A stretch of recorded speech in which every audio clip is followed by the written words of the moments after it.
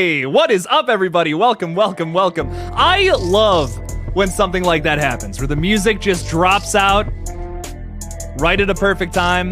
Now I gotta turn it down because it's way too fucking loud, but there we go. I love that shit. That always makes my day. What's up, everybody? How we doing? Welcome to the Killjoy Jake YouTube channel, where everyone is welcome, and all weird opinions are also welcomed in the chat. So go ahead and throw down your weirdest horror take. Tell me something you're excited about. I want to hear what kind of horror movies that you're just like, yes, God, I can't wait for that. Maybe it's The Last Voyage of the Demeter that comes out this week, too. We're going to be talking about all those fun things tonight, so make sure to like the stream and subscribe for all more fun stuff in the future. Why not? I might be going live a lot this week too, so gonna be a lot of fun things to talk about, a lot of conversations to be had. Villain Killin' Dylan, thank you for being a Killjoy cult member. Your support is greatly appreciated. Saying I am excited for Terrifier 2. Me fucking too, man. Oh my god, more art. You're excited for him? Hang on, hit the pause button. Terrifier 2, my friend.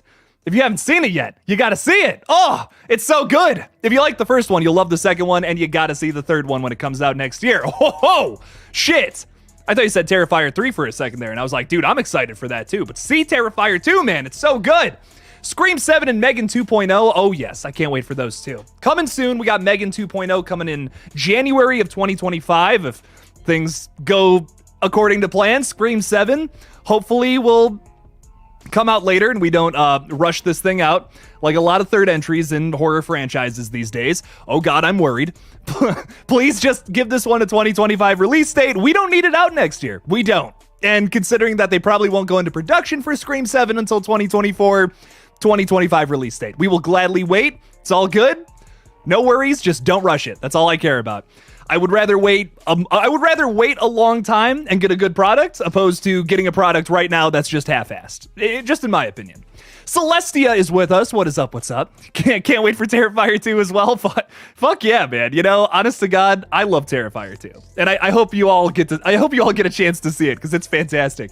M3GAN 2.0 and Scream, just so many things to be excited about. I agree. So many fun things to be excited about, my friends.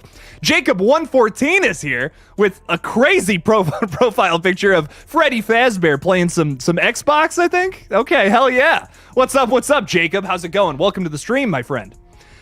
Tyreek Daniel, maybe? What's up? How's it going? Cool, just like you, my friend. What's up? Welcome. What's up, my chunky Jordy? How's it going? Welcome to the stream. Barb is with us saying, hey, Jake, I was at a horror con this past weekend. Lucky you. I wish I could have been there. That's awesome. The Terrifier panel had a person ask if there would be more backstory to Sienna's dad in Terrifier 3. Damian Leone said, spoiler alert, yes, there will be. Ooh. I'm excited. I can't wait to see what they do, how they expand upon it. Is Art the Clown her dad or some shit? I don't know. I hope that's not it. I hope there's more to it than just that, but I'm excited to see what they cook up for us in Terrifier 3. Oh, we're getting that puppy soon, too. Lily is saying, I once saw a comment that said M3GAN was a Child's Play knockoff. I mean, by that knowledge, are all Killer Doll movies knockoffs of Child's Play? And then is Child's Play itself a knockoff of Killer Doll movies? I don't know. I think they all kind of take its own direction. You know, M3GAN is very different from the original Child's Play. So I don't know. I don't know about that one. But I think it's just cool that we get a bunch of Killer Doll movies. You know, why not? If every Killer Doll movie was exactly like Chucky, that would be kind of boring. You know, just be like, oh, Killer Dolls. You know, they're all just based in voodoo. they all chant something to try to possess people. I don't know. Like, that would be boring, man. I want to see shit like M3GAN, where it's like this killer robot doll who's saying all this crazy shit to Katie. Oh my god, that was my favorite part of the movie, was their two conversations. So fucking ridiculous and over the top and dark and silly. I loved it. It was a great mix of everything. Very good stuff. Eric Cartman is saying, who would your first choice for Pennywise be if Bill Skarsgård doesn't return for Welcome to Derry? Oh god, he better return. I'll tell you what, I don't see too many other people doing it as good as him. I mean, as far as performances go for horror villains in movies, Bill Skarsgård as Pennywise, man. I mean, it's up there. Really up there. Like, shit. It's one of my favorite performances probably from the past, 10 years or so. And there's been a lot of good horror villains in that time, too. David Howard Thornton, once again, another clown is up there for me, for sure. But Bill Skarsgård, man, that opening scene, so good in It 2017, man. Who else could do it? Like, I almost wouldn't watch the series if they got somebody else, you know? You can't just put any big bug-eyed white guy like myself in the role, you know? You gotta put Bill Skarsgård in there. If they made me do it, it would suck. Like, let's just be honest. I would just go, ooh, ooh, ooh, the whole time on set. I couldn't help myself. It would be too silly. Like, I would just want to be so silly in that makeup. Come on, it would be terrible. It would be fun for me, but it would be horrible for all of you. I'm just telling you that right now. Thomas Hudson is saying The Nun 2 and Terrifier 3. Nice. I'm glad there's some excitement for The Nun 2. You know, I feel like there's a lot of like, oh, you know, kind of sick of The Conjuring and all that, but I'm glad some people are very excited for it. I hope it's good. I hope it's way better than the first one. I wasn't little lukewarm on that first one, but I'm excited to see it. I love Bonnie Aarons as the nun. I think she's so fucking scary. Amazing. Another great horror villain there. I just wish the movies reflected how good of a villain she was. That's kind of my take on The Nun. I'm excited for it, though. I hope it's a step up from the previous film. They have a lot of room to work in that franchise. I'm excited to get to all of that. Mr. Rick, what's up, man? How's it going? Still rocking a red right-hand profile picture? I appreciate you. Thank you. Good day, all. Hot take. I enjoyed Talk to Me, but not as much as everyone else. Didn't think it was the best movie of the year, just a good one. Seems to be same old, but once again, hot take. I'm not saying it's my number one. I have it as number 2 personally right now. I still think Infinity Pool is a little better, but I enjoyed it, though. I gave it a 9 out of 10. I think it's really fun. But yeah, I mean, I kind of agree. You know, concept's nothing like super new and super different. I think what I really enjoyed about it, though, is they took a familiar concept and they spun it a new way. You know, that, like, you can't watch that movie and be like, oh, this is exactly the same as something like, you know, Truth or Dare. Two totally different flavors of movies. Like, I love one of those movies, but I am not crazy about the other one. And they're kind of on, you know, the same level of concept, kind of the same. Essentially, this boils down to the same thing with totally different tones and styles and writing. So I think that's what I really appreciated about it. But Brandon Wingert is here throwing $2 in there. Brandon, thank you so much for that support, my friend. Thank you. Saying, watch Talk to Me for the second time. So creepy. Very nice. I really enjoyed it. I had a great time with it. I love the Rocka guys, so I knew this was going to be some crazy ass bullshit, and it was, and I love that. Oh, it was fun. I loved it, man. I had a great time with it. I've seen it twice as well. Very good flick. I'm glad it made like $10 million over this past weekend too, which is crazy. Or was that 2 weekends ago? Time is fuzzy in my brain, but it's opening weekend, which I believe was 2 weekends ago, right? Yeah, that was 2 weekends ago. It did really well, $10 million at the box office for its opening weekend against like a $4.5 million budget, which is good, which is really good. So I'm glad it's doing so well, man. I'm glad that all these independent creators are making these really exceptional horror films. So I'm excited to see more. And another thing, I'm so sorry, a quick rant. I got a comment today from someone saying, they're like, I just don't know, like, why does this need a sequel? You know, why are we getting so many continuations to everything that comes out? Isn't that kind of like what we all want, though? Like, everyone's complaining, oh God, we're getting a Scream 7, we're getting a Saw 10, we're getting this and that, all these franchises that are old, like, why are they getting continues? Well, now we're getting continuations to new movies. It's like, isn't this what we want? Don't we want new franchises to build upon? I don't know. I'm all about a standalone. I'm also of the opinion, you know, not every movie needs a sequel, but Talk to Me and M3GAN and Smile, like from the past year, are killer standout horror flicks that I fucking love, that are all getting sequels now and all going to become franchises. I think these are good. This is a good thing. This is a good sign for horror.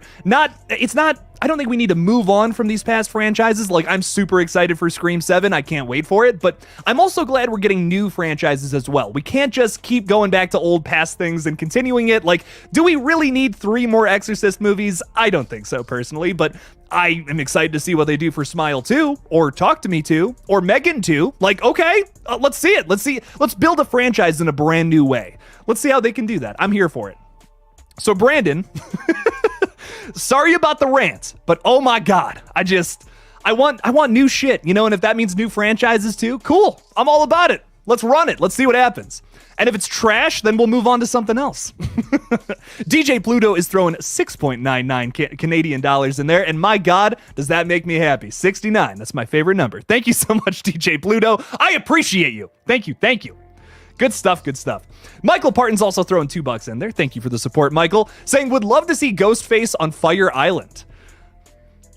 Is it bad that I don't know what Fire Island is? I would like to see Ghostface on an island, though. That would be really cool. Ghostface, island vacation. Core 4's chilling out for the weekend, and then all of a sudden, fuck, one of our mysterious friends we brought here is a ghost face killer. Shit. I hate when that happens. I am all about that. I'm down for a new location. I'm very on the fence about doing a Hollywood movie. That's my one thing. That's my big thing. I'm very scared about that. I don't want to go back to Hollywood and just do another Scream 3. You know, that's my big thing. We got to avoid that. And I think it comes down to the setting. Like, people already had an issue with Scream 6 having our characters go to college. Like, that little tiny detail of that film is something that people take issue with. So for me, I would do absolutely nothing in regards to stab movies or Hollywood in Scream 3, considering that the big reaction that people had to that. So I would just completely do something else entirely. No relative killers, no voice changers, no Hollywood, no stab for Scream 7. Take it to an island. Take it to a cruise ship. Take it to fucking Alaska where there's snow. Ghostface in the snow. We all want to see something like that. I'm here for it. I'm totally down. I think we need to get as far away from Scream 3 as we can possibly go with Scream 7. And even like, because me personally, I'm someone who likes that Scream 6 took familiar aspects from the franchise and kind of twisted it in its own way. I think they've done some things better personally, and I'm all about that. You can play around with old tropes and ideas if you have a new spin on them, and that's what Scream 6 did. That's what I love about it, personally. I know a lot of folks disagree with that. We had a whole thing on the Lethal Collective the other day about that, but I'm all about taking old ideas and twisting them if you have something new to throw at it. Cool. And Scream 6 did that, in my opinion. That's fun. But I think considering the majority fan reaction to to Scream 6, at least now, like in the aftermath, I think that we should, yes, just try to get away from Scream 3. No more reinventing ideas, just something brand fucking new. Brand spanking new, super fresh, nothing anyone could predict. No relative killers, something else entirely. But Michael, thank you so much for the $2, my friend. I really appreciate that. And I really appreciate you being a Killjoy cult member. It really helps this page grow. So thank you. Appreciate you. Sarah saying, Talk to Me was way overhyped. Oh man, 6 out of 10. It was visually beautiful, but kind of boring. What? Oh man, I love the idea of the prequel though, as the opening scene was my favorite part of the movie. Oh man, I did not find it boring. I had a really fun time with those characters. I will say that. I really liked that the character, like I watched a lot of things where I've seen teenage characters who I'm like, this just isn't realistic at all. Like I'm like, this is not how teenagers act. This is not how teenagers would respond to this situation. Talk to Me was like one of the first movies I've ever really seen where I'm like, this is not Hollywood's idea of teenagers like going about a situation. This is not a bunch of like 25-year-olds pretending to be teenagers, even though it is. You know, I just didn't feel that about the movie that way. And I don't know, I just thought that was something really, really special about that movie that I feel like I really have never seen done like perfectly correct. Like, yes, oh, this is the way to do it. I don't know. Talk to Me was the first time where I'm like, wow, that's shit. Okay, there you go. That's special. That really speaks to the modern age of younger people, I feel like. So I don't know. I really enjoyed Talk to Me for that, and I also thought it was super gory and gross and silly, which is like my favorite things all wrapped up into a little bundle. I had a great time with it. Jason Carpenter has been a member for 6 months, and holy shit, StreamYard finally lets me put this on the screen, which it never did before. This is brand new for me. Wow. This is a big day, everybody. So, it's a big day for Jake. I'm excited. Has been a member for 6 months. Jason, thank you so much for your support, my friend. I really appreciate you, and I'm so glad that I can finally put these on the fucking screen. Because goddamn it, beforehand it was just like a free-for-all. I just had to read shit, and that was maybe I was making shit up. But Jason, I appreciate this. Saying I love Scream 6. It's my #1 favorite movie of 2023. Very nice, my friend. Very nice, very nice. A great choice for your #1. Good stuff, Jason. Thank you so much for the support for 6 months, man. I'm excited to talk horror movies for many, many, many more months in the future. Very good stuff. Michael Parton's also throwing $2 in there, saying, also, do you think... oh, shit. This is something I've been meaning to talk about. Michael's saying, do you think that the Five Nights at Freddy's movie needs to be 3 hours long? I don't fuck it. Dude, when I got this news, I was genuinely flabbergasted. I could not fucking believe that this was true, but it is. Yes, so the Five Nights at Freddy's movie is closing in on 3 hours. I don't get that. I do not get that at all. I am so worried about this movie now. I'm genuinely concerned, especially after all the things that I heard about this film going into it. Like, you have the creator, Scott Cawthon, saying that he's, like, super persistent about the script being a certain way. Like, I guess there was, like, multiple rewrites. The guy, like, saw the first script from the Blumhouse writer. I can't remember who wrote the movie off the top of my head, and was like, you gotta throw that whole thing out and just, like, redo it, essentially. That's crazy to me. That's unheard of. That's crazy. And I would be okay with that if it made for a better product. But hearing that it's a 3-hour long PG-13 horror movie, that just those two things don't mix. Like, I'm all about a crazy epic Odyssey movie about the Five Nights at Freddy's, like diving into the lore and all that. I'm down for it. After doing some research on it, there's a lot that they can pull from. I think, me personally, I'll enjoy it, but majority of audiences will not be down for a 3-hour movie. Especially since this film is being marketed towards, like, younger people. I just don't think that this was a solid move. This should have been 90 minutes, no longer, personally. I don't know. I'm very worried about the film. I gotta be real. I'm not, my expectations have been a little lowered, but I'm still excited for it. I still want to see what's going on there. The creature effects look amazing. I just hope it's not just this messy 3-hour epic that doesn't need to be that long, you know? There's a lot of lore they can tap into, though, which is a great point for why this needs to be 3 hours. But I feel like this should be an introduction to the start of maybe like a trilogy where they cover all of these things. Not one gigantic movie that tries to cover all of Five Nights at Freddy's lore. But that's just me. I don't know. We'll just have to see in October. But wow, that news, I was like, I don't know about that one. But we'll just have to see, Michael. Thanks for the $2, my friend. I appreciate it. Oh God, that's a whole conversation. Damn. Barb has gifted a membership, by the way. Barb, unfortunately, this is something that still does not pop up for me over here on StreamYard, even though, you know, I pay like $240 a month for this, or not a month, a year. Still ridiculous. Anyways, Hollywood Guy has been gifted a membership by Barb, and I think that's pretty fucking cool. Barb, thank you so much for that support, my friend, and welcome to the club, Hollywood Guy. Lots of delicious Kool-Aid to drink up here. Ooh. Drink it. There's nothing else in it. It'll be a great time. Thank you all. Thank you so much. You guys are awesome. You guys are the best. We got some more people rolling in, though. We got Charlie with us. What's up, Charlie? How's it going? Saying, hey, Jake, did you enjoy Jigsaw or Saw 3D more? You're saying like one or the other. Ooh, this is a hot take, I guess, but I kind of like Saw 3D more. I think Saw 3D gets shit on a little too much. I don't hate it that much. Honestly, I kind of enjoy it. It's got some whack shit in it. You know, it's definitely not my favorite Saw film. I think the traps are easily the weakest in Saw 3D, but I actually really like the story of this one. It pairs very nicely with Saw 6, if you know what kind of goes on in that one versus how Saw 3D kind of ties into that story. I think it's really nice. It's a nice little double feature if you're like kind of sick of the original trilogy. Watch Saw 6 and Saw 7. I think they pair nicely. Jigsaw feels unnecessary to me. It's like it's just setting up a lot of things to do a twist that we've already seen in this franchise before. So I'm just not crazy about Jigsaw. It's easily my least favorite in the franchise, unfortunately. But I don't know. Jigsaw also has kind of some mediocre traps, except for the ending. The ending traps are fucking awesome. But I don't know. Jigsaw just didn't really do it for me. A lot of weird, like, plot inconsistencies, too, that, like, stuff that, you know, not talking about the overall story of Saw, because, man, I mean, if they get something wrong in Saw X, this story is already so convoluted. I don't care. But for me, like, they have flat screen TVs in this time period where that wasn't a thing yet, and I'm like, how do you make that mistake? Like, especially if you knew that this was going to be a prequel the whole time.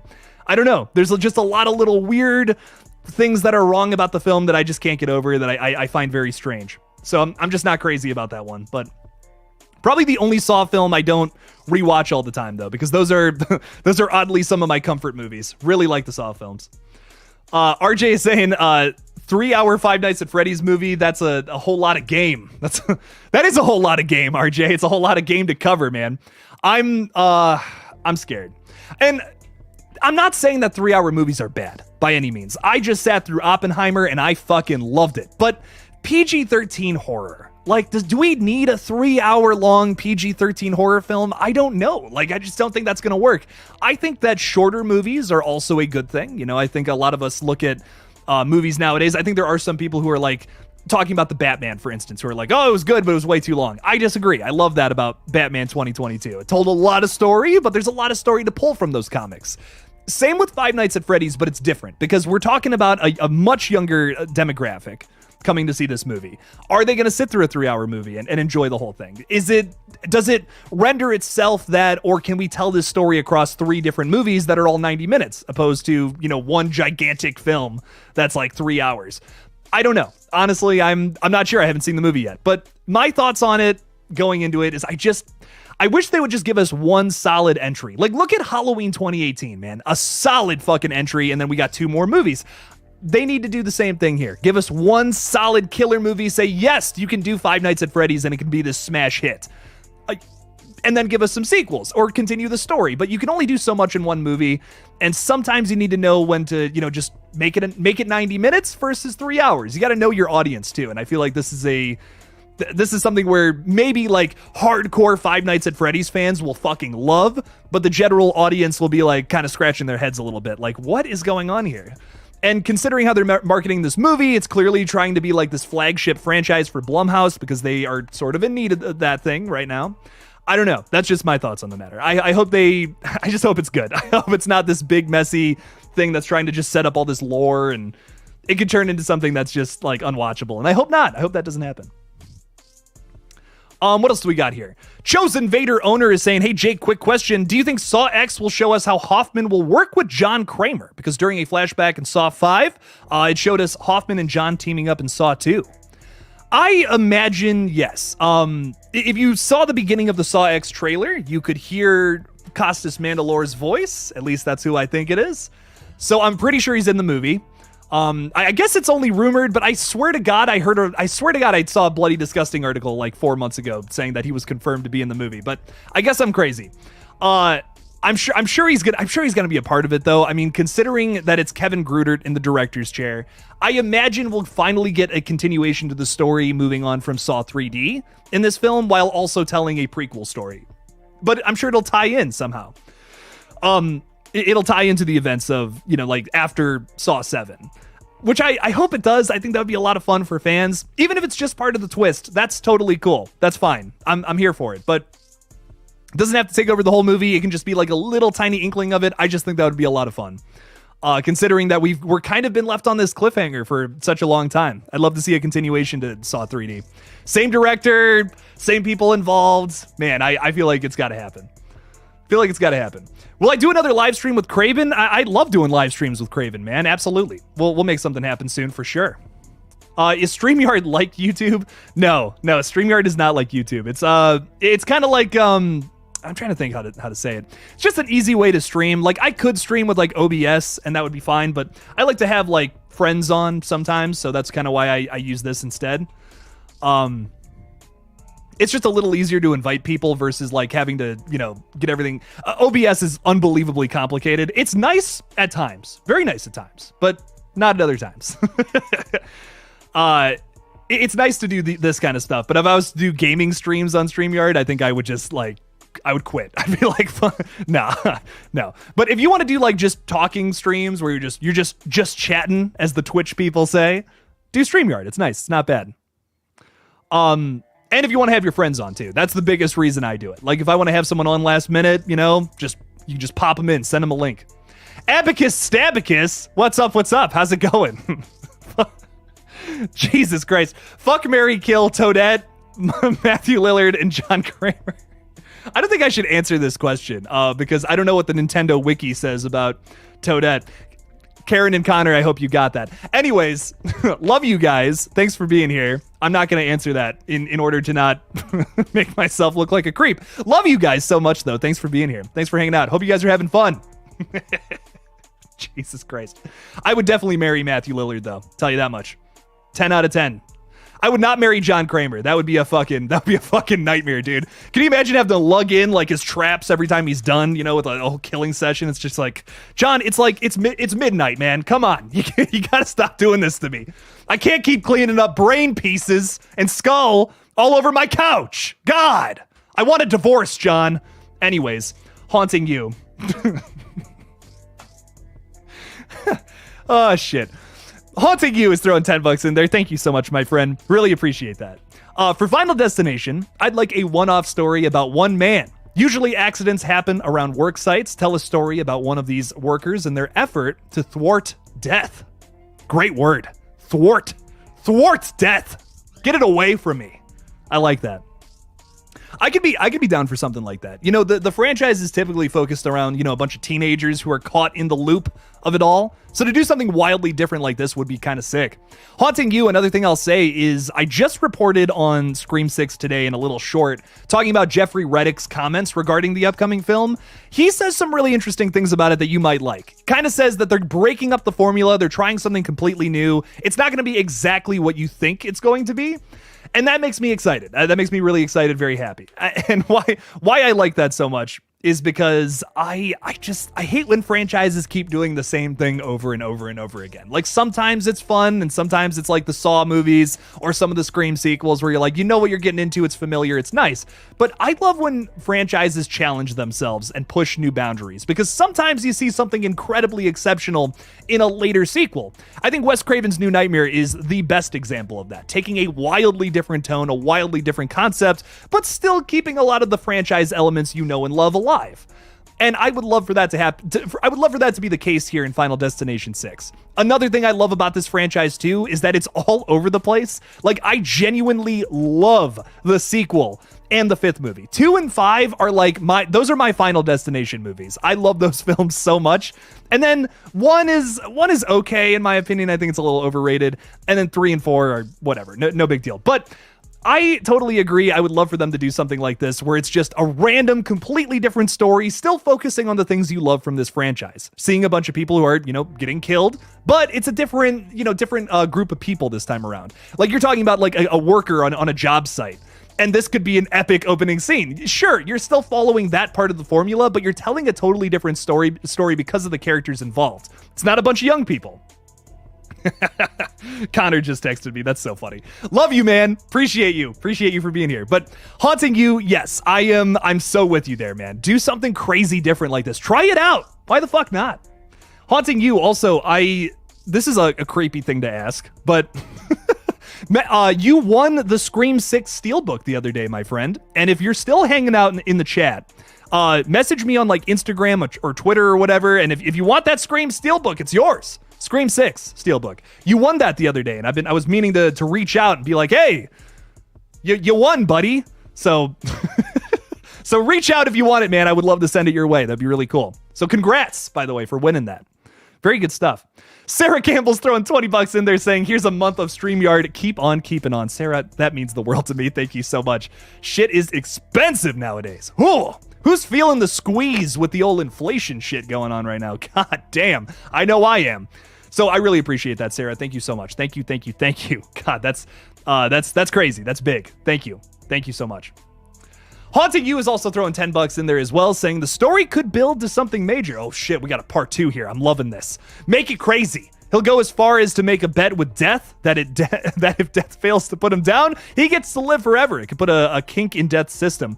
This is almost kind of building off of the idea from like Final Destination 1 where death is an entity in all of this. The other sequels kind of just treat death as like just random events, you know?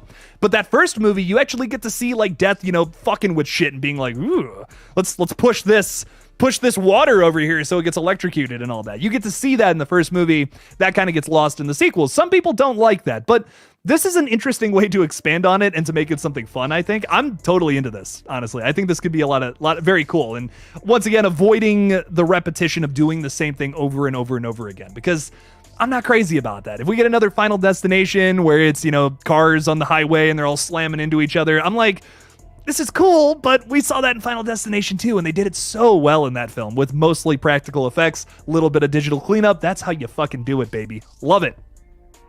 FD2, baby. Love that one. But yeah, I'm all about that shit, Haunting You. I think that would be a lot of fun to kind of, you know, this plays on the original, so you're going back to the flavor of the first movie, but you're expanding upon it.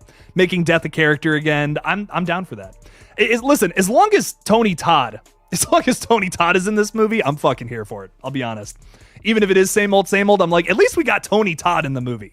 I look back at that Candyman movie from 2021, and I liked it. It's not bad, but I just wish there was more Tony Todd, and I wish there was a more powerful third act. I think it's great until the third act. That's my big thing about Candyman 2021. Love it, but what was going on in that third act, man? Why are we just forgetting everything that was in place for the whole movie? But I'm excited for Final Destination 6, man. I think it's going to be kick-ass. Haunting you and Sarah, you guys are the best. Thank you so much. Thank you for your support. Means the world to me. Villain Killin' Dylan is throwing $2 in there as well, ranking the series from worst to best 4, 3, 2, 1, 5. Ooh. I love that. Honestly, I think that's great. I put 2 above 1 personally, which is, I don't know if that's a hot take or not, but I really like the characters in 2 and 5. I don't know what it is. Something about 1 though, I just feel like is a little, it's okay. But I'm almost there with you. I almost feel you there. But it's a really fun franchise, man. I enjoy it. The beginning of 3 is also super fucking scary. Oh my God, the roller coasters, man. I remember seeing that trailer when I was a kid and being like, I never want to go to Six Flags or Cedar Point again for the rest of my life. Holy shit. Fuck that, man. Ugh. But good ranking, man. I like that, Dylan. I like that ranking. I mean, you know, as long as you got 2, 1, and 5 in your top 3, pretty solid ranking. But we appreciate all opinions here, of course. But I love it. I love it, Dylan. Very good stuff. Very good ranking. Thank you for the $2, man. I really appreciate it.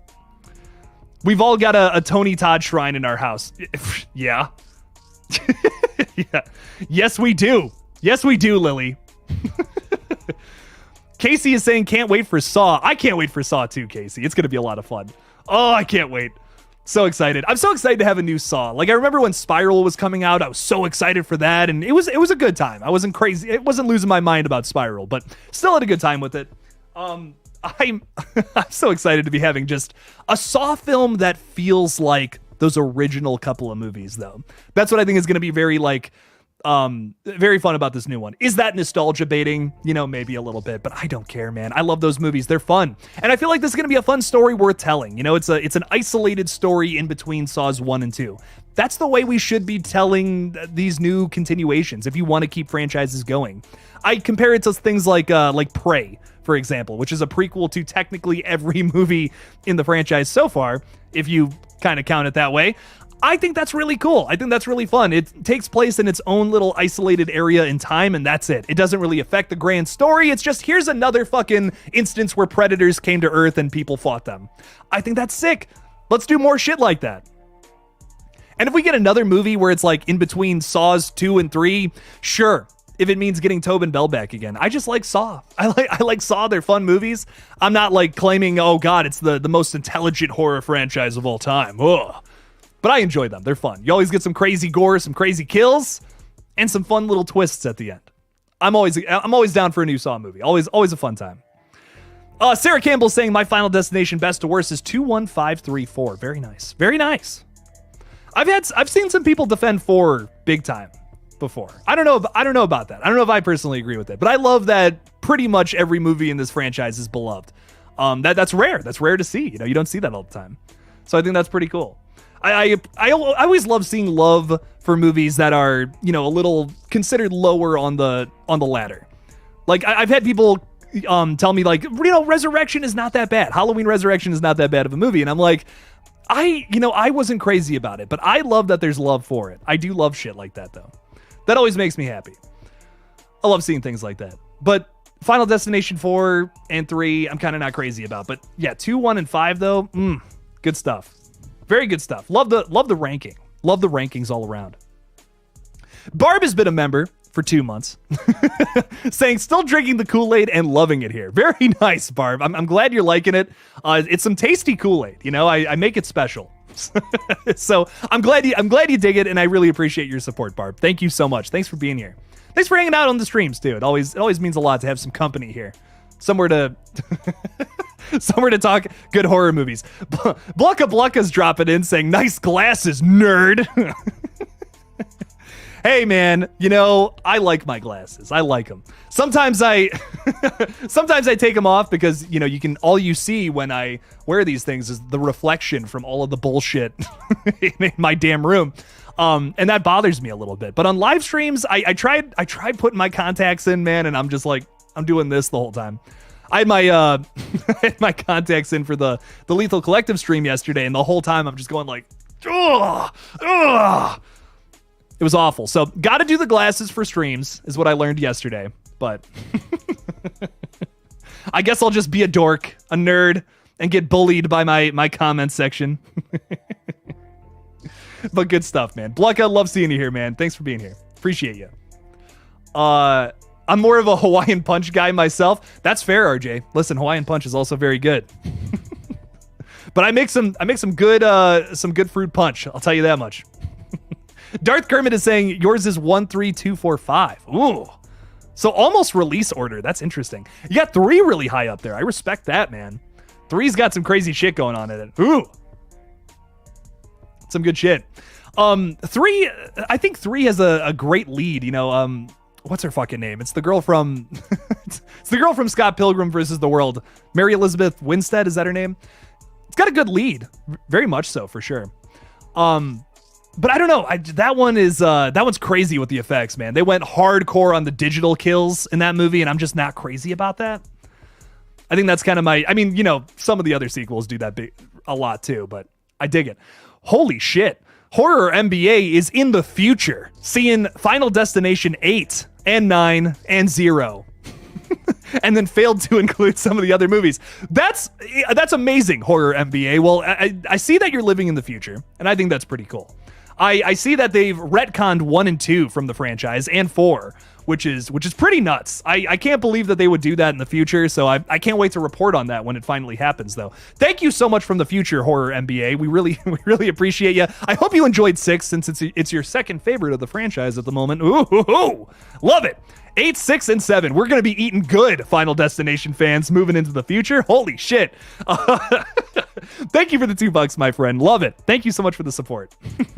And thanks for being a Killjoy cult member. I saw you're like a newer member, so welcome. Welcome, my friend. Welcome. Mario and Sonic fan is saying, is Keyface connected to the red door? I don't fucking know, man. I don't fucking know, because they just were like, yeah, you know all that shit you've seen in the past like 3 movies? Yeah, fuck it. We're just gonna do something else.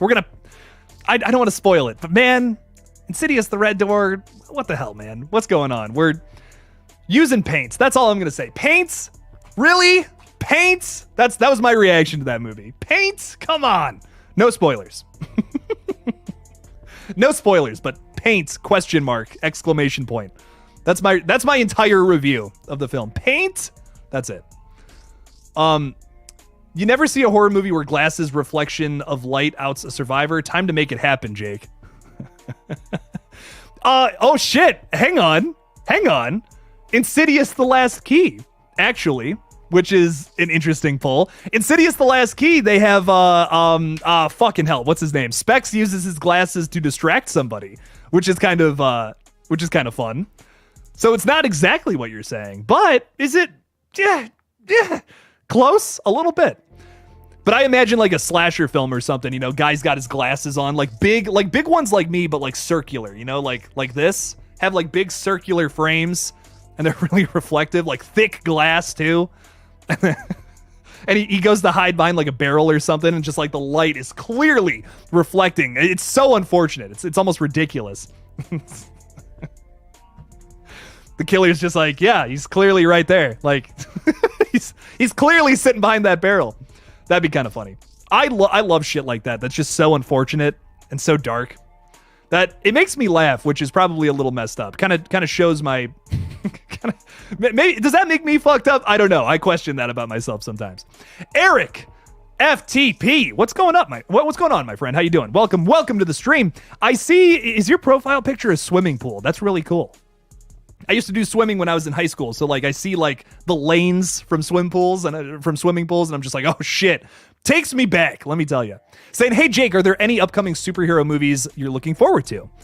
I'm excited for Blue Beetle, honestly. Hot take. I know, a lot of people are just like, new DC movies, not really crazy about them until the new Superman. Totally fair. I get it. But I'm honestly kind of excited for it. It looks kind of good. Maybe it is good. Maybe it's not. I don't know. I hope it's good. I think it's a really cool character too. I've read a lot about Blue Beetle and what the idea of the character is. So I'm excited for that. I think that's going to be cool. I'm not really crazy about any Marvel things these days anymore. I think like Endgame was kind of like the last one that I was like getting real hyped for. Guardians 3 was a lot of fun though. Had a really good time with that movie. I really have no interest in seeing the Marvels later on this year. But as far as DC goes, I'm very excited to see what they have cooking up at the moment. I'm very excited to see what James Gunn does. I think the movie, which the title I can't really say in a live stream, or I don't know, YouTube might get all pissy with me. That 2021 film from James Gunn is very good. It's maybe my favorite DCEU movie at the moment. So I'm excited to see what he does with the future of with the future of it. You know, I can actually say that online without getting crucified now too, because the dust has settled. But wow, if anyone said that 3 months ago, holy shit, Twitter was a hellstorm, dude. That was some scary shit. But I'm kind of burnt out on superhero movies, I think a little bit too, because there's just been so many of them. But I don't know. I want them to be good. If they were good, I'd be still like watching them. I'd be like, fuck yeah. But I've seen so many where I'm like, I feel like I wasted my money. Thor: Love and Thunder, The Flash, where I was like, it was okay. It was better than most of the things I've seen nowadays. But still, I don't know. I just hope that if they continue doing superhero movies, they find a fun new avenue to take it down, opposed to just doing the same thing over and over and over and over again. Because wow, the past 3 years, it's been nothing but the same in my experience, at least for what I've seen. Juliana Smiler is here. What's up? What's up? How's it going? Welcome. Hi, Jake. Mom wanted me to say hello and hope you're having a great day. I'm doing fantastic. I hope the whole Smiler clan is doing good out there. Hope you guys are doing fantastic. Good to hear from you. I know I've been speaking with Marky and he's doing good as well. So things are all good in the universe, which is nice. So wishing him a good move since he's got a lot going on at the moment. Always means a lot that my friends and family come into the chat though. So thank you guys so much. Thank you. Thanks for being here. And thanks for the support too. You guys don't have to do that, but I really appreciate it. Thank you, Juliana. Thank you to the Smiler clan as well. Thanks for being here. Haunting You is saying a roller coaster in North Carolina had a crack in a support beam. It moves when the car goes by. Oh, shit. See, that could be pretty cool. That could be it. See, Final Destination. There we go. That could be cool. Jerry is saying, did we talk Terrifier 2 yet? No. Throw something out there, Jerry. Throw something out there about Terrifier 2. I want to hear what you guys are thinking about it. Well, or Terrifier 3, I should say. I keep getting that fucked up. Some of y'all haven't seen Terrifier 2 yet. Oh, guys got to watch Terrifier 2. It's so good. Check it out. Sarah Campbell's throwing $2 Canadian in there. Thank you. Saying excited for Blade, but it needs an R rating. Yeah, big time. I like the original Blade. It's fun. It's a fun movie. I'm excited to see it. I'm excited to see what they do with it in the new, the new take on it, bringing it into the MCU. My biggest concern is that I think it'll have an R rating. Like, let's look at Deadpool 3. That's going to have an R rating. They're going to make it Deadpool. My worry is that they're going to try to incorporate so much MCU stuff into it that it's just going to suffocate the movie, like how they've done with pretty much every single MCU movie since Endgame. So I hope that's not the case here. But who knows? I don't know. I think I would have loved Doctor Strange 2 if it wasn't for all of the other shit that they had to do to continue the story. And it's like, why can't this just be a little pocket story with Doctor Strange doing his thing, fucking with the multiverse? He's a really chaotic character in the comic books, I guess. And it was just this whole thing where it's like, here's another sequel to Endgame. We're pushing the story forward and it's getting crazy. It's like, whoa, holy shit. Y'all need to calm the fuck down. Stop doing so much coke in the writer's room. Just give me a good, well-written superhero story, And there's the blueprints for that is there in Doctor Strange 2, but it's too much. It's like, oh shit. I love the idea of having two people who were working together at one point become adversaries. That's really well done. I think Elizabeth Olsen is so good in that movie. Fuck, it almost made me cry at the one point where she's like looking at her kids in the other universe. That's awesome. But I don't know. There's so much good in these movies, but there's also so much bad too. And I'm kind of expecting that, I think, from any upcoming MCU projects. But I want to see Blade do well, though. I do. I want to see all these movies do well. But I'm not expecting it to be good, unfortunately. But who knows? Maybe I'm wrong. I hope I'm dead wrong. I always hope I'm wrong when I say that something doesn't look fantastic. I will say that. When I look at something, I'm like, I don't know about this. I always hope I'm wrong. I always am. But Sarah, thank you so much for the $2. I do really appreciate it. Needs an R rating. Needs a lot of things, frankly. Needs a lot of good things to make it good. Oh, Mr. L, this is another one. I'm sorry we're talking about superheroes, everybody, but man, you get me started on all this shit, and I'm just like, ugh. Don't get me started on Moon Knight either. I won't even talk about that because that'll be a whole fucking rant. Mr. L is saying, considering Daredevil is reported to be more watered down, I'm not super excited for Blade. Yeah, dude, like what? Man, listen, I don't know if any of y'all have seen the original Daredevil show, but it has some of the best action I've ever seen on television. And it's so good. Like, if you like horror movies, I think you would honestly like Daredevil just because it's so fucking violent. Ugh, I love it. So good. If you thought The Punisher was violent, like, man, that original Daredevil series, oh, man.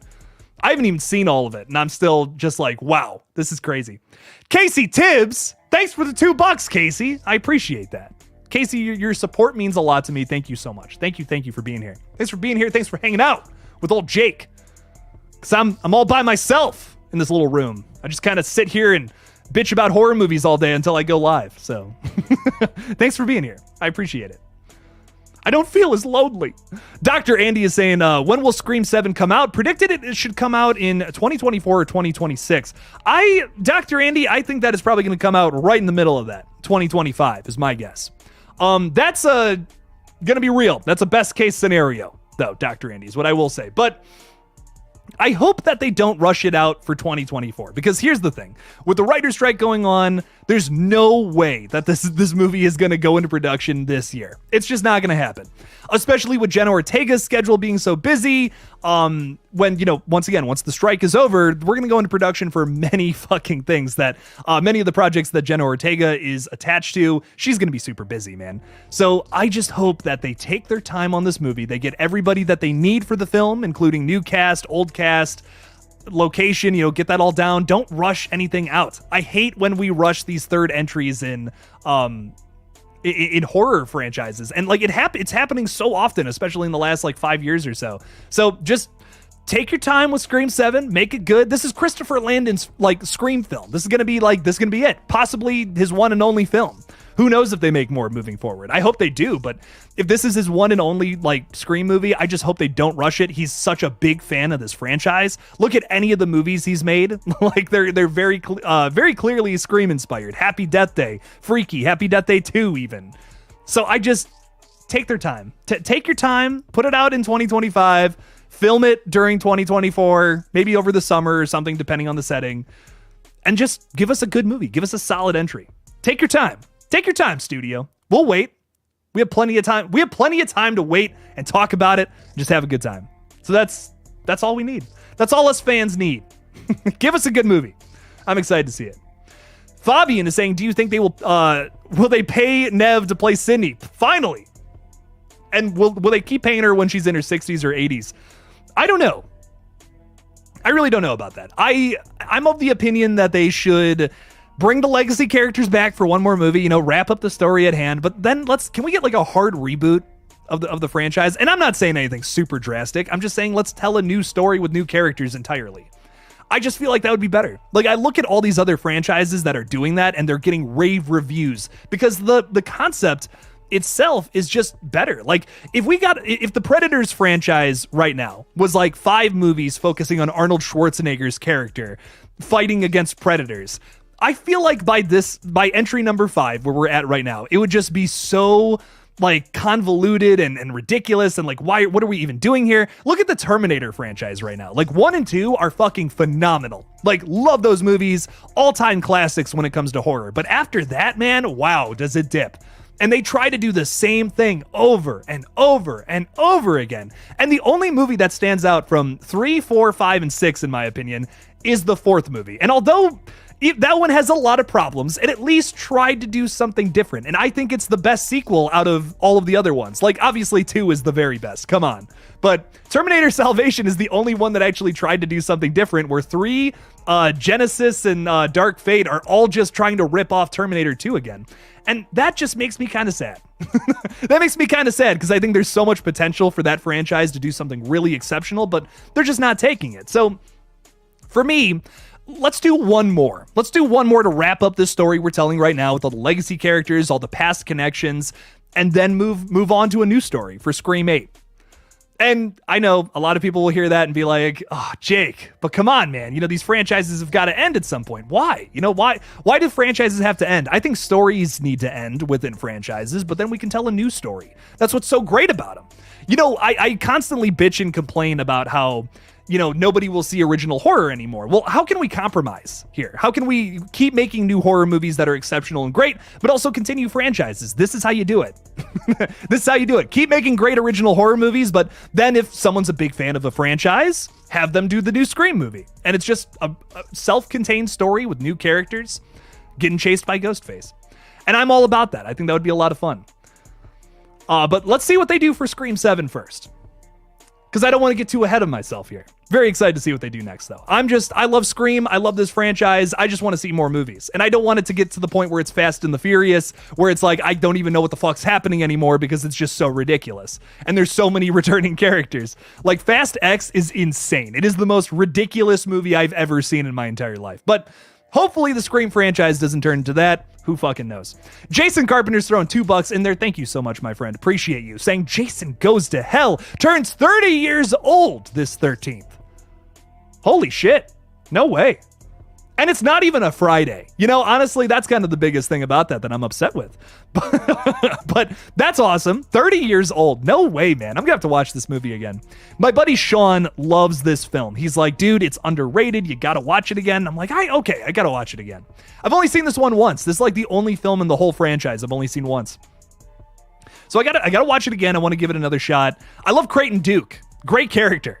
Oh my God. I mean, out of all of the Friday characters, he's a big standout for me. So with that in mind, I think I need to give it another shot. Because at the moment, this is like at the bottom of my ranking for the whole franchise. Well, maybe the first one is, honestly. But 1 and Jason Goes to Hell were always like kind of my least favorite. So I'm excited to revisit Jason Goes to Hell, though, at some point. And maybe I'll do that on Sunday. Fuck it.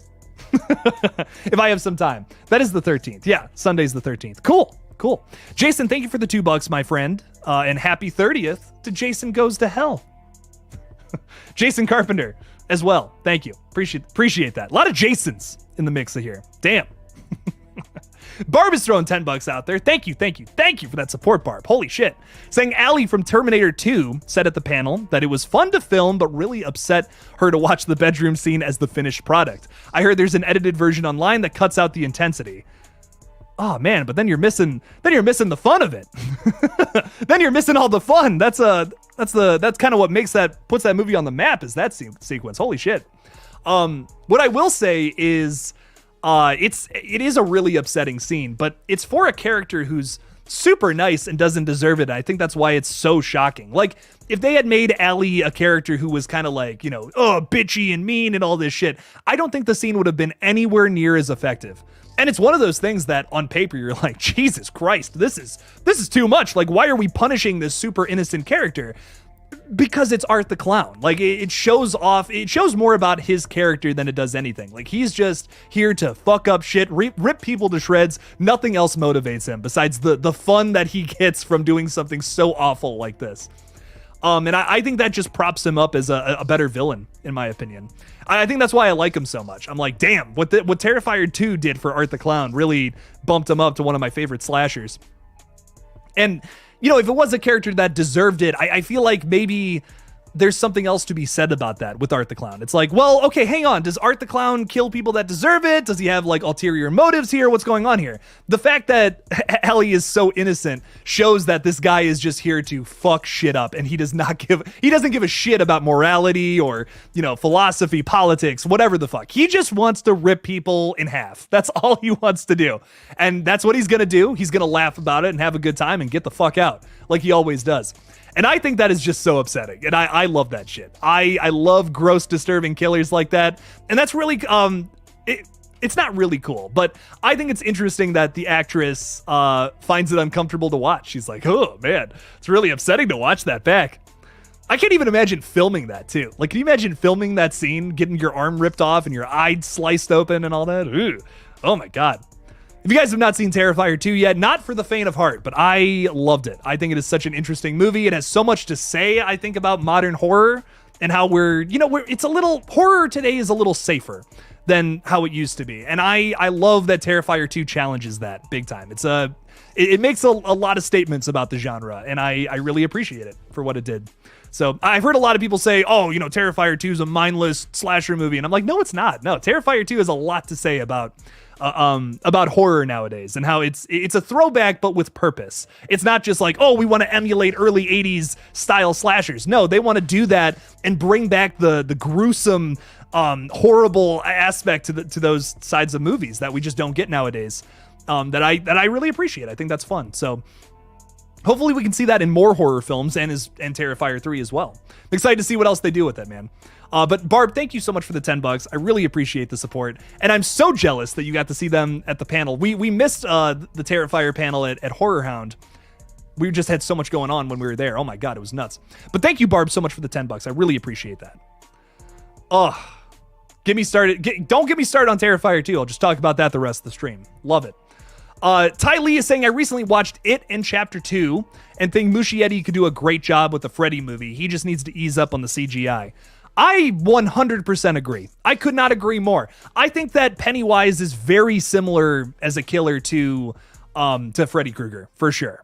And I think it would be so cool to see them put together. Oh man, see that flavor from It Chapter 1 kind of thrown at a Freddy Krueger movie. I couldn't agree more. And you have Andy working with Warner Bros. Very exclusively right now.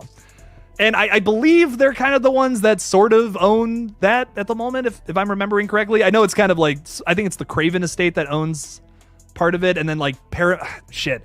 This is something that's really going to rack my brain. I think Warner Bros. Owns like the distribution rights, if I remember correctly. And the Craven estate owns Nightmare on Elm Street as an IP. I can't remember off the top of my head. That might not be true. But whatever happens with Freddy moving forward, and rumors aside, because none of those were true. If you heard that, you know, Blumhouse is making a movie. Nope, not true. Unfortunately, trust me, I want a new Freddy movie too. But I hope that Andy Muschietti gets a crack at it. I think James Wan is still my number 1 pick, but Andy Muschietti is absolutely, without a doubt, number 2. Like, watch those movies again and tell me that he wouldn't be amazing at creating a Freddy film. And listen, I know It Chapter 2 gets a lot of shit. It does, and it's not the best, super well executed movie, but it feels like a Freddy movie big time. I would love to see what he does with Nightmare on Elm Street. If James Wan doesn't do it, of course. I'm all about it. Let's see it, Ty. This is a very good choice. Very good choice. And Damien Leone is another great choice as well. I mean, watch the opening scene for Terrifier and then watch the opening scene for Nightmare on Elm Street. It's like the same fucking thing. They're very inspired by one another, I think. So, yes, Damien could also do a great job at it too. But I kind of want to see him finish up the Terrifier franchise first. He's also got something in the works with Ghost House Pictures, apparently, which is cool. That made headlines recently. Very excited to see that. Oh, Bluck is clearing this up. Thank you so much. Craven Estate owns the rights to Nightmare on Elm Street, but New Line, that's right. That's New Line that owns the international rights. Thank you, Bluck. I appreciate that. Couldn't remember off the top of my head. I knew it was 2 entities. I just couldn't remember what. Thank you for that. Barb throwing $5 out there again. Barb, thank you so much for the support. I really appreciate you. Saying you will see their panel at Scarefest, I'm sure. Also, just a thought, I think it ranks higher than Cannibal Holocaust for the gore shock factor. I think so too. And you know what's nice about Terrifier 2 is they didn't kill live animals on the set of that one, and can't say the same about Cannibal Holocaust. So I'm right there with you. I definitely favor one of those films versus the other. My God. Yeah, Cannibal Holocaust, I don't know, man. I don't know if I'm crazy about that one. But I will say, if you kind of want, in my opinion, better version of the same film, where they didn't kill animals on set, check out The Green Inferno from Mr. Eli Roth. I highly recommend it. I think it's a killer horror flick, and kind of does the same thing as what that movie did, but a little more modernized. So if that's your thing, fuck yeah. But, you know, I know a lot of people like older horror movies too. I fucking do, man. They got a certain vibe that's just undeniable. But I think Green Inferno is like the watch if you don't want to support a movie that does that. So check it out. It's a good one. And it's also a little silly, which I appreciate too. I love that Eli Roth can just be like, you know, here's this really fucked up thing, and then here's a joke to go along with it. And it's like, wow. Okay, no one really tends to do things like that in horror, so I appreciate that about Eli. But yes, I'm very excited for Scarefest. I gotta make that happen. Parents in the 80s did not give a hoot and I was allowed to watch. See, oh wow, you watched that super young. Oh, I bet that was horrifying. That's a scary one. It's messed up. Ooh, nice, Barb. I watched a lot of things at a way too young age too, but I think that's why I love horror movies now, is because they scared me so much as a kid, and now I watch them and I'm like, this is awesome. Why did I never watch more of these before? This is great. Oh, good stuff. Ghostface Boy 14 is saying, is Scream 7 already made in 2023? No, it is not, my friend. It probably will go into production once after the strike ends and we're able to get everybody on board. I know that they had to stop the production for Radio Silence's new film, which I kind of figured out it was going to be a Dracula's Daughter remake. So I know they stopped production on that recently. I don't see them going into production for this film until not only the strike is over, but probably after, Jenna Ortega finishes up the projects that she's attached to right now as well. Or, maybe Jenna has a more limited role in the new film. I'm not 100%, Maybe she actually does get killed in an opening scene for once, which would be kind of crazy. I think some people wouldn't like that, though. I would be into it, personally. I would be into Tara dying in the opening scene. Because it would feel like the opening to 5. Like, people would see that and be like, what? They're doing Tara for the opening scene again? Okay, well, she's just going to survive. And then they actually kill her, and you're like, whoa. So maybe that's the reaction to that. Maybe people see it as they're just doing 5 again. I don't know. I don't know how people would react to that, but I think it would be kind of cool. I wouldn't be against that. Deluxe is saying, will Jeepers Creepers 5 come out ever? Probably not. There's been a lot of bullshit that I'll say Critical Overlord has been covering relentlessly really well about how, like, basically the production studio that made 4 is just like super corrupt, and the lot of bullshit behind the scenes with Jeepers Creepers 4. I don't see 5. I don't see it happening. I think that franchise is dead in the ground at the moment. Which I know, like, as someone who loves that second film so much, it's like, really would like to see a good continuation of this franchise, but I don't think it's going to happen ever. Just my thoughts on it. But who knows? Anything's possible. Anything is possible in this fun world we live in, let me tell you. Mr. L is saying, I can never see the snake scene from Friday the 13th the same way. I feel that. Knowing it really died and the owner didn't know they'd killed it. Yeah, that's really upsetting and just sad. It's like they let you use your pet for a movie and then you killed it. It's like, are you fucking serious? Like, what the fuck? That's another thing about Friday. That's why I'm not crazy about the first Friday the 13th. I mean, not the only reason, but another thing to add on to it. Just haphazardly made with not a whole lot of, thought behind some of the things that they were doing. That just always makes me sad when I hear that about productions. Emmanuel Campbell. I like that name. Saying the animals were going to be killed by the tribe for food anyways. I don't care. The director just asked if he could have the actors participate. I still don't want to see that, though. I want to see fake shit in horror movies. I don't want to see real anything. Not a fan of that, personally. Mr. L is saying, how do you feel about The Last Voyage of the Demeter? I'm hyped for it, man. The trailer looks really good. I'm always wary about period pieces. I tend not to like them personally, but every now and then something really exceptional comes out that blows my mind. I know this technically isn't a period piece. It's based off of a fictional story. But I feel like it's going to have that old school feel to it. The characters are going to talk in a dialect that isn't, modern. I don't think that anybody in this movie is going to say STFU, bro. No one's saying shit like that. There's not going to be any cringe dialogue in the movie. But I'm still excited for it. It looks really good. I'm seeing it on Thursday, and I'll probably have a review out Friday morning, is my guess. But I'm excited for this one. Pretty much every big horror release that's been an original movie recently has done super well at not only the box office, but like there's a lot of franchises being spawned from these original horrors. And I like that Last Voyage of the Demeter is taking an original take on something from an already established IP. And something that's like as old as fucking time too. Like we're talking the original Dracula story. We're taking this little chapter of it and making that into a whole movie. Listen, you can look at that and say, well, that's not original, Jake. That's just ripping off, something else. I totally disagree. Like this is an original story. We're adding on to just a single chapter of a very famous story. I think that's really fucking cool, personally. So I am all about this movie. I'm super excited for it. I can't wait to see what they do with it. Oh, it's going to be good. I hope so. I hope it's good. I love that original, once again, original with an asterisk. Horror is winning big time lately. Smile's getting another movie. It made like $200 million at the box office when a Halloween film was coming out that like in the same span, same like area of time.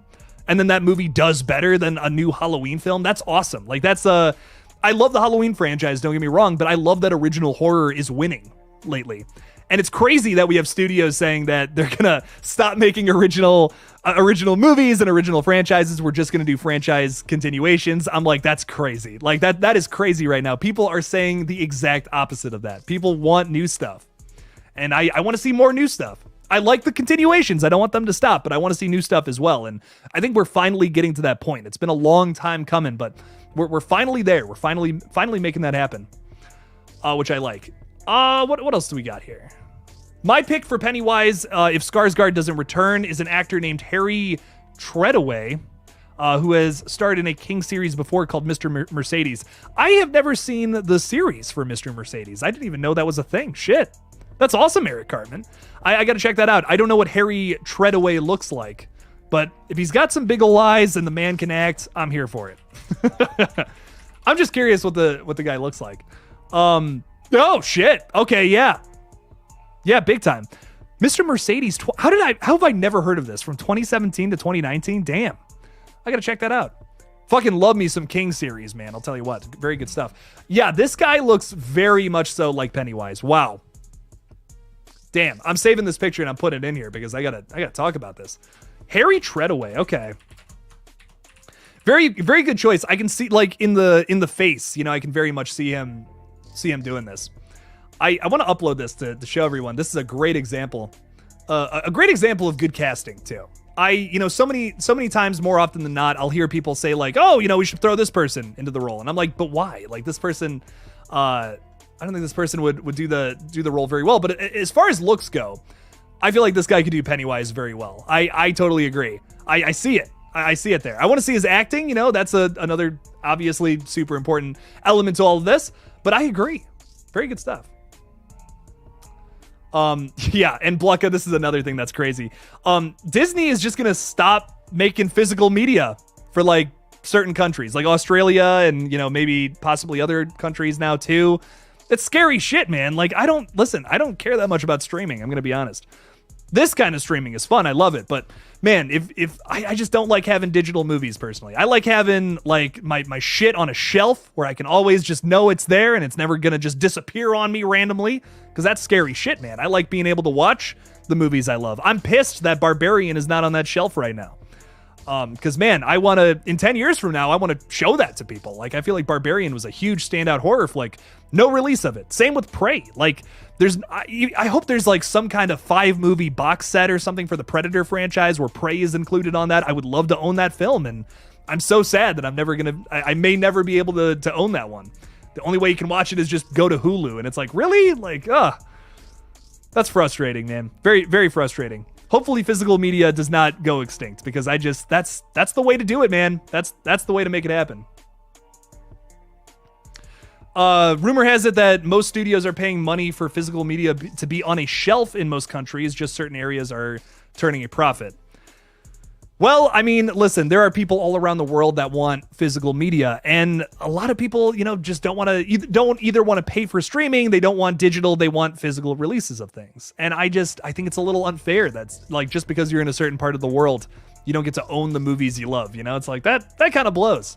So I think that's kind of part of the studio's jobs. I know, like, man, studios are just looking for any way to make another extra buck these days, which fucking blows. But I think it would be in their best interest to keep physical media on shelves, because to me, streaming feels more of a gimmick thing than physical media does. It's crazy that people are trying to get rid of that, but not streaming everything. I don't know. That's my old man rant that I won't bug all of you with, but it's crazy. It's a crazy world we live in. Someone's talking about a sexier ghost face. I don't know if I'm clicking on that one. Lollipop Sanchez is saying, imagine a remake of Killer Clowns from Outer Space. I'm all about a continuation. We've never gotten a sequel to this. And once again, I'm going to go on my damn franchise rant. But listen, some things don't need to be franchises. The Exorcist, Jaws, those don't need to be franchises. Killer Clowns from Outer Space should be a franchise. Why is there not like 7 sequels to that movie? I don't know. I really hope that they make another movie in this franchise at some point. I would love another Killer Clowns. I think that first movie is so underrated and so funny. I would love another one. They would be very, very fun. I know we're getting a video game, which is cool. I love that we're getting a video game. That's really exceptional. That's gonna be cool. But man, I want another movie, dude. I want another movie so bad. Have you ever done, or would you do a video going over your movie collection? I did like a year ago I think it was like a Patreon exclusive, so you can see that if you're on Patreon or like a channel member. But I haven't done one recently, so maybe I will. I have some gotten some more movies in the past, like God, it had to be a year ago since I did that. So would love to do like an update on that. I started doing I bought the Cornetto trilogy on 4K recently, and I did like a little short on it being like, oh, here's an update for my collection and all that, but I kind of felt like a jackass doing that at the same time. So I don't know, maybe I'll make more videos going over the collection at some point. It's nothing like super crazy, but maybe it'll be fun. I don't know. I will think about it for sure. I was gonna do like a Scream 6 Steelbook unboxing, but like once again, I don't love making those kinds of videos, so that's why I'm like, I don't know if I should make this or not. So is that something people would want to watch? I'm not sure. Coleman is saying, how's it going? How's it going? It's going good. What do you want? What do you want from Scream 7? What I want from Scream 7 is just a solid horror mystery, a solid murder mystery, and some great characters, and some great new characters, and a good direction for the older characters. And I genuinely believe that they should just, okay, let me start this over.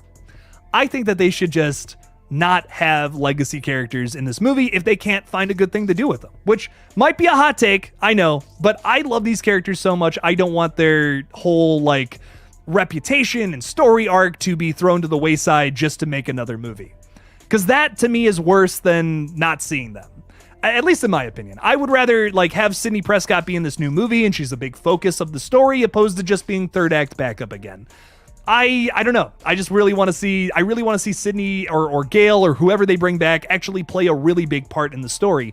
There's so many characters right now. Like the core 4 was a crazy introduction to the Scream franchise. I really like these characters, but what it means, and especially with how we don't want to kill these characters now, is that there's always going to be 4 characters at the bare minimum who have to come back that are part of like the new legacy story that are not going to be Ghostface. That's like really, you're really writing yourself into a corner as far as murder mysteries go. Like having 4 characters that aren't the killer, and you know that from the get-go, that kind of blows, in a lot of ways. It's like, oh, it's gonna be really hard to make, pull the wool over your eyes if you can't have like every character at some point be a red herring. That's the typically how you do a really good murder mystery. Like I look at that original Scream film, and at multiple different times in the movie, I'm thinking, oh, shit, could this person be Ghostface? Oh, shit, wait, this was really suspicious. What's up with that? Why is Stu looking at himself in the mirror and checking out a bruise on his face? What's going on there? Why is Tatum just so chill with what's going on in her city right now? All of her friends are dying, and she's very lax about it. Why is Dewey so weird as a cop? He's a bit of a weirdo. He's got the mask in his hand when he sees Sydney for the first time at her house. What's up with that? Did he just find it? Did he have it in his back pocket? Where's the dad? I don't feel that with some of these new movies, and I think that's the big thing that 7 needs to change, is that we need to start killing like these returning characters, which I know something people don't want to hear, but it's like, either don't have them in the movie. You can't have like 8 characters return for this movie. We can't have everyone from the past return, or it's gonna suck. Like it's just gonna result in a bad product. What they need to do is they have to have majority new characters for this next one and kill off some surviving characters. It's going to be sad and it's going to be impactful, but it's also going to be, serving the story. It's going to tell us something really fun, and it'll have stakes. It won't feel like a movie where I'm like, is this with a purpose? Like, why are we doing Scream 7 if there's not more story to tell? And sometimes there isn't more story to tell with these returning characters. Like, I really think the only thing else that they could do with Sydney Prescott is tell a story revolving around her family, and that would be really cool. It's like, oh, she has a family now. She's a mom. How is she going to respond to, you know, the Ghostface situation in that capacity now? That's interesting. I'm like, okay, there you go. That story you can tell with this character. That's cool. Let's have a Scream movie, focus a bit on that, while also telling a story with Sam, doing kind of a coming of age thing. Is she going to be Ghostface? What are they setting up with her character? There's a lot of avenues that they can go down with Scream, but they have to do it right. They can't repeat the past again. They got to do something completely different. I want to see something completely different, but I also want to see a motivation for bringing characters back if they're going to do that, which of course they're going to. You know, like I'm of the opinion that the best way that they could do a Scream movie at this point is to, you know, kind of just start fresh with brand new characters every movie, which that's a really hot take. But at the end of the day, Scream is a murder mystery. And murder mysteries are best when you don't know that much about the characters. Look at the Knives Out franchise right now. The only like returning character is the detective. And if it was the same people from the first Knives Out in Glass Onion would be fucking terrible because you would know exactly who the killer is, the only new character. So I love the way that franchise is structured, whether you like those movies or not. Knives Out and Glass Onion, because it's the same detective every single time, but it's always different characters. It's always a new set of people that they're trying to figure out who killed who. And I really enjoy that. I think that's how I feel like Scream should work, but I don't know. We'll have to see. we'll have to see what they do for Scream 7. If they're able to bring the legacy characters back and also tell a great murder mystery in a way that I'm just not seeing, fuck yeah, all the power to it. That'd be great. That would make my fucking day. But I feel like the best way for them to keep this franchise going is to keep telling us keep making good murder mysteries with new characters, where Ghostface is the one big constant. I love that we told this long story across a bunch of movies, but at some point it becomes convoluted, and I don't want to get to that point. I feel like we're inching real close to that at this point, and I'm feeling a restart at some point soon. Lisa is throwing $5 out there. Thank you so much for that, Lisa. Really appreciate it. Saying, honestly, I would love if you put all the 2023 horror movies that you watched into a bracket to see who would win. Ooh, that might be the next bracket stream, Lisa. Well, here's what I'll say about that. We will definitely do that at the end of the year because there's a bunch of other big horror releases coming out in the next couple of months. Shit, maybe we do that in October. Because that's kind of like, I mean, there's some things coming out in like November. Well, yeah, there's a couple of things coming out in November. Maybe we'll wait till the end of the year because we have Thanksgiving coming out in like late November, I want to say. There's something else in November too that I'm just not remembering. But we have a few more horror movies coming out after October. Maybe I'll save this for the end of the year. Maybe, oh shit. What if I do this on like New Year's or something? That could be really fun. I'd be all about that. Lisa, I dig the idea though, but I'm going to put it on the back burner for now. We will do this. I promise. But I think I'm going to save it till New Year's. Like New Year's Eve. That would be really fun to do it on that day. Good shit, Lisa. I love it. Thank you for the $5, my friend. Wow. What would be here's the question then I have with that. What would be the top 16 horror films of the year? Because I'm going to be a real fucking dork and consult my Letterboxd. Let's see. What do I have for top 16 of the year? So I would definitely put like Scream 6, Evil Dead Rise, Infinity Pool, M3GAN for sure. Talk to Me. Some of these are crazy, but damn. I would definitely put like I probably Cocaine Bear is like a maybe. Insidious, Sick, Pope's Exorcist, maybe. Boogeyman, maybe. I don't know. All very likely to change though. We got a lot more horror movies coming out even this fucking week, dude. We got fucking Last Voyage of the Demeter. Okay. I'm sorry. I have so many questions. See, you guys typically have a lot of questions for me. I have questions for you nowadays. Another question. Do you guys want to see me do a review of the Meg 2? I kind of have no interest. I'm going to be honest. I kind of have no interest in seeing it. I was not crazy about the first one, and I hear the second one's like not as good. But if y'all want it, I'll make it. I'm going to the theater on Thursday, so I'm like, if I'm gonna see it, it's gonna be Thursday alongside Last Voyage of the Demeter. So that is up to you guys if you want to see a review on that or not. But there will definitely be a review for the new Dracula movie because come on, it's the new Dracula movie. I got to do a review on that. But Meg 2, I'm kind of like lukewarm about doing a video on it. Anyways, while y'all think about that, Ghostface is saying, here's an idea for Scream 7. It's Sam and Christina. Sam just wants to put an end to it all, and Christina, Sam's mom, influenced Richie and Amber, but Sam turns on her mom after finding out she set Tara up to die. I just think the idea of making Christina a villain is it's basically Roman 2.0. It's Scream 3 again. And I think a big thing that a lot of fans don't want to see for Scream 7 is for them to just do Scream 3 again, because, you know, a big criticism with 5 and 6 was that they were too close to the original 2 movies. I think we just got to get away from the idea of having any relevance to the original trilogy. I think we got to just do something completely different. So, like, that means no brother-sister character becoming Ghostface, no Hollywood, no stab movies. Just a brand new thing, just a brand new, whole new take on Ghostface and what's going on here. So, like, me personally, I would love to see a killer who just wants to wrap things up, who just wants to kill all of the survivors so that no more people can seek retribution against these characters, no more Ghostfaces, no more victims. It's almost like a Ghostface with good intentions, but going about it very much so the wrong way. I think that would be really cool. I would love to see something like that, because then it's like, okay, well, now we have an excuse to kill returning characters, which we have to do in this next movie. If someone doesn't die, I'm going to, like, lose my mind. And then also an excuse to have new characters getting killed as well.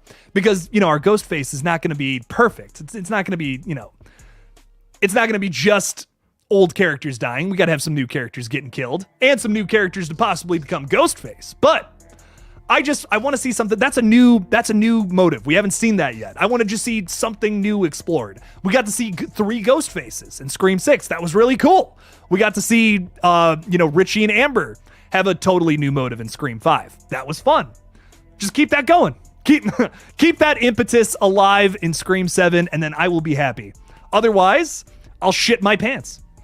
I'll fucking do it. I really will. Oh, man. Shit. Life is crazy. Anyways, Johnny Hideout UK is throwing £5 in there. Thank you so much, my friend. Appreciate you. Thank you.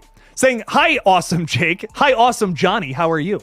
Saying, I'm following your footsteps. Cancel Disney, Netflix, and Prime are next to go. We'll be upgrading my Killjoy membership instead. Well, thank you so much, man. Wow, I really appreciate that. And yes, I will say the WGA and SAG have not technically asked us to cancel all the streaming services, but I canceled them because I'm just not watching them. I'm not watching them anymore. I'd rather spend my money on physical media anyway. So that's why I've canceled my things.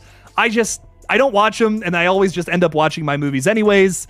I'm a physical media guy. I want to start focusing on that more. If I want to watch something, I'm going to buy it. And if it's not on physical media, I don't know, I'm just not going to watch it. I'm not going to do this anymore. I'm not doing this $16 a month shit for something I watch once a month. You know, it's just like, I don't know. So Johnny, I really appreciate you. It really means a lot. Thank you. I hope I can get out to the UK one day. I would love to shake your hand. Thank you so much, my friend. Really appreciate you hanging out in the streams too. Means a lot. Hollywood Guy is throwing $2 out there. Thank you so much, my friend. Jake, did you know there's a sequel to The Gallows? Yes, I've seen it as well. It's something, man. I don't know how I feel about it. I actually kind of enjoy the first one.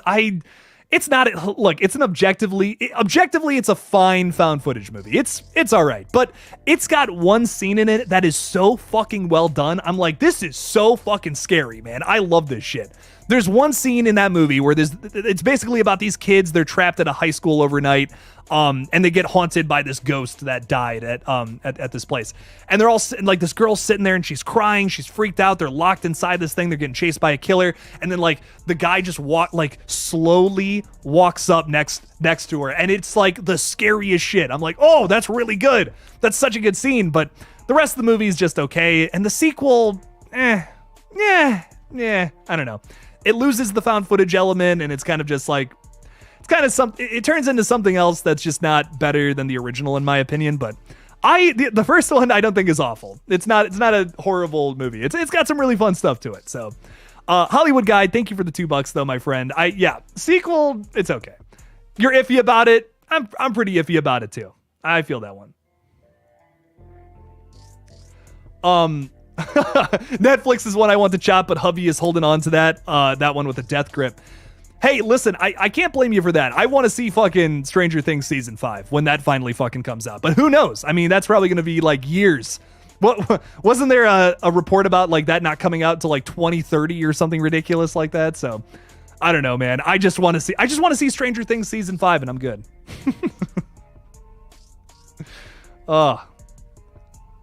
Gallows Act 2 was trash. That's fair.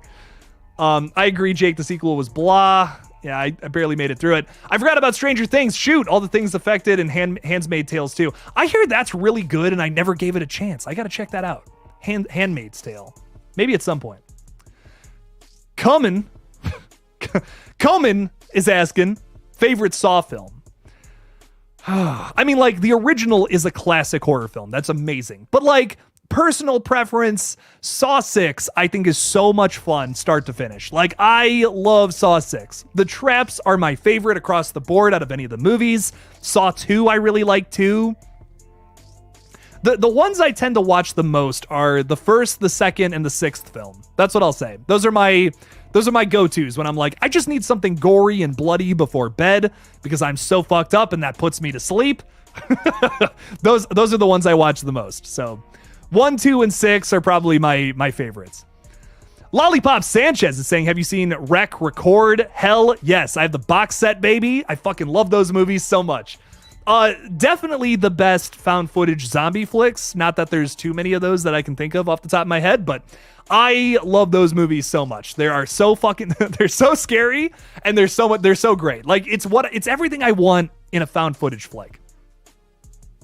Like it's super scary. It's fast paced. It's, relatable characters. I love that. Those movies are so good to me. Love them big time. Yeah, if you guys haven't seen those movies, I highly recommend them. Even if you're not crazy about found footage, I think they're just some of the most exceptional from the subgenre. Especially like 1, 2, and 3, I would say are all must watches. Like 4 is good. 4 is good. It's got some really cool things going on in it. But man, that third one is like, it's kind of like the Evil Dead 2 of the franchise because it's essentially the same concept, but it's much sillier. Rec 2 is kind of just like a continuation from the first one, which I find really fun, kind of showing you like different perspectives of the same night. And then the first one is, it's just this horrible night for this reporter. I don't know. Really good movie if you've not seen it though. Damn. And don't just watch Quarantine. It's not the same. It's an American remake they made like 9 months after the first one came out. Watch the original one. Do the subtitles. I know. Oh God, I hate reading subtitles during a movie. Just do it. Trust me. It's better. It's a better experience. Hollywood Guy's throwing $5 out there, saying I was watching a Joker ranking on who was the better Joker. Jake, who is your favorite and not so favorite? Oh my God, there's so many fucking Jokers. I mean, if we're counting like animated, voices too, like Mark Hamill is absolutely in the running for this. But man, I mean, like, I'm gonna be so so basic here, and be honest with you. I just feel like, man, Heath Ledger is number one, and I don't know if anyone tops him. I love The Dark Knight. I think it's such a good movie. I think it's got a little flaw to it, in my opinion. I don't think it's like 100% perfect, but Heath Ledger's Joker is one of those things that was just so captivating and amazing. I just love it. I think it's such a good movie. I love the standalone Joker too. Joaquin Phoenix is amazing. Don't get me wrong. He's definitely up there too, but man, I think just because I saw that movie like super young and it was one of the first times I was really captivated by an actor's performance where I'm like, wow, this guy is killing it, Little Jake just being a little stinker. I think I was like 8 or 9 years old when I saw that movie. But that was the first time I was really captivated by a performance. Was Heath Ledger's Joker, and so that's got to be my number one. My least favorite is probably Jared Leto.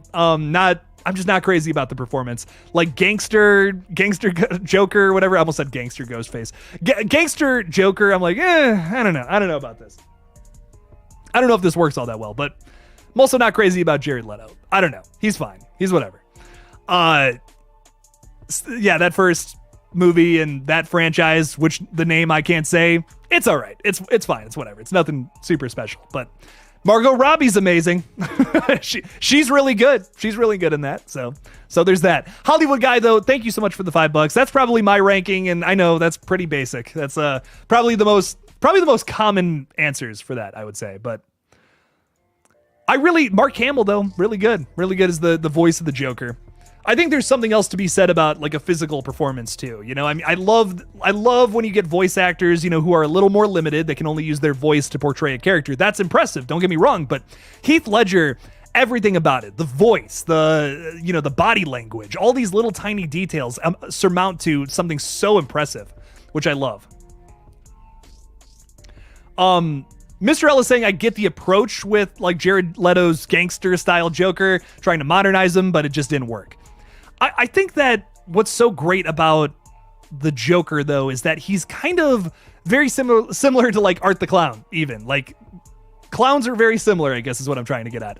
The Joker is very much so like, I don't give a shit. I just want to watch the world burn. That's how I've always like seen the character. And I feel like, I just feel like the Dark Knight, Heath Ledger, that version of the Joker is just the very best. And it captures that aspect of the character the most.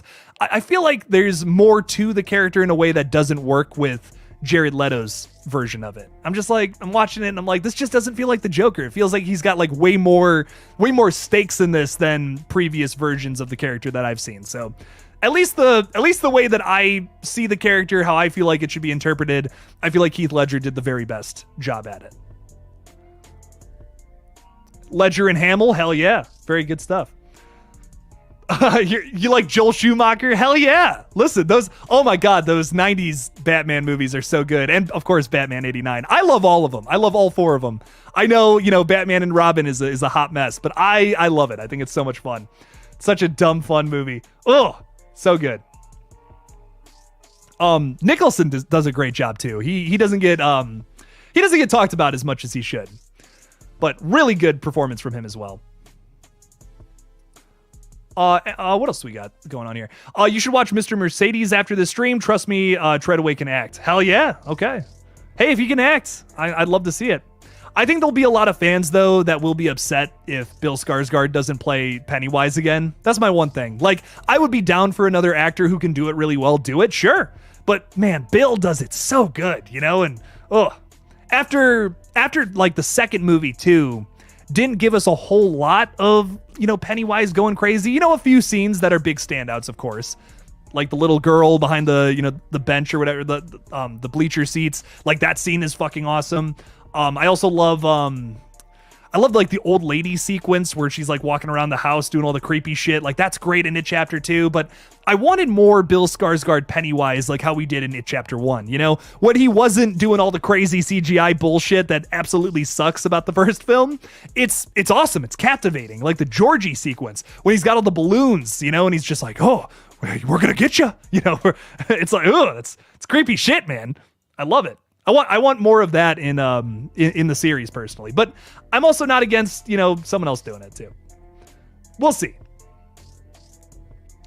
Hang on, does that have a spoiler? No, I don't think so. Mr. Fazbear is saying, yo, Jake just saw Talk to Me, and dude, for some first-time directors, oh my God, first movie in a long time that actually creeped me out, and my dad saw it, and at the scene with Riley, he was spooked.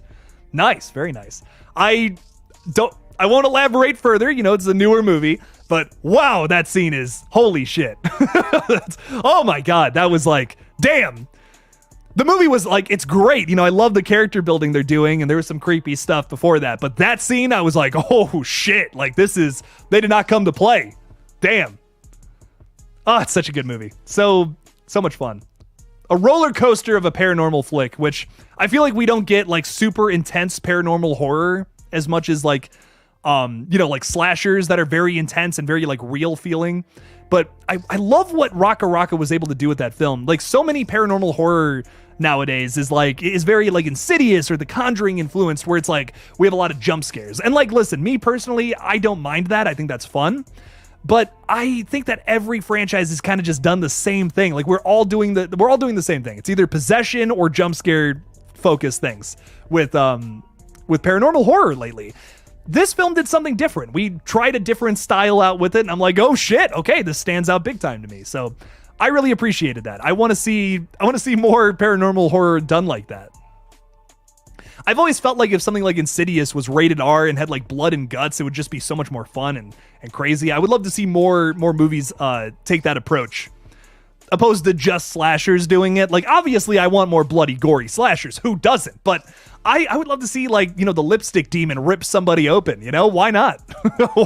what would that look like? He's such a good horror villain in concept and design. Let's see him rip some people open.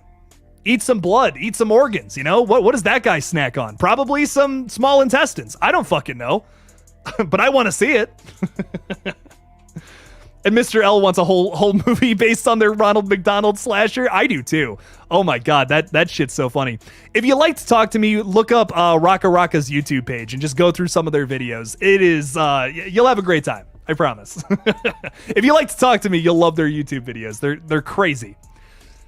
Okay, everybody. Well, thank you so much for hanging out with me tonight. I think old Jake's going to be signing off here, but I'm doing a little bit of an experiment this month. I'm going to try to go live like 4 days in a row, like every single week. I'm going to try to go tentatively going live as much as possible. But it's going to be a fun little experiment. So I'm going to try to go live a lot more opposed to making a bunch of videos. So check them out. Check out the lives. We'll be talking, you know, a lot of news, of course, a lot of theories for Scream, and sometimes we'll bullshit like this and talk about superhero movies and talk to me and Batman. Who knows? But it's always fun. It's always a great conversation. Talking movies in general, it's always a good time. So thank you so much for hanging out with us tonight. Haunting You is throwing $5 in there. Let's get to this real quick too. Thank you so much for the support, my friend. It always means a lot. Saying, I recently found a few games by a guy called Puppet Combo. Ooh, Puppet Combo. That's interesting. I'd like to see a movie of Nun Massacre or Power Drill. By the way, did you check out Asylum? I have not yet, but I'm going to.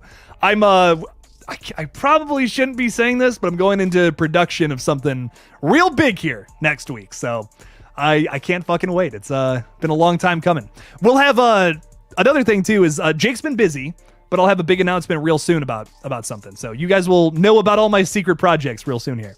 But that's really cool. I always love I love the video game to movie pipeline, which is a lot more apparent nowadays. So these things are ever more possible. We're getting a Dead by Daylight movie that, like, do we really need? I don't know, but I'm still excited for it. I'm still going to check it out. I think it's cool that we're seeing a lot more video games becoming horror movies like this. So I love it. I love to see it. Or just games in general.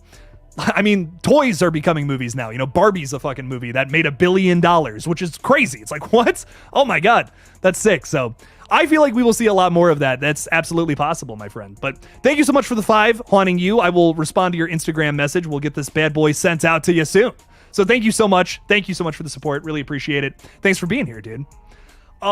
So once again, thank you so much for all hanging out with me tonight. I'll be live tomorrow at like 7:30 and possibly some other times throughout the week. Come check out the streams. It'll be a fun time. Love hanging out with you guys so much. We'll talk some more horror movies and all that bullshit then. So thank you guys so much for hanging out with me tonight again. And as always, don't forget to kill it out there, y'all. Peace out.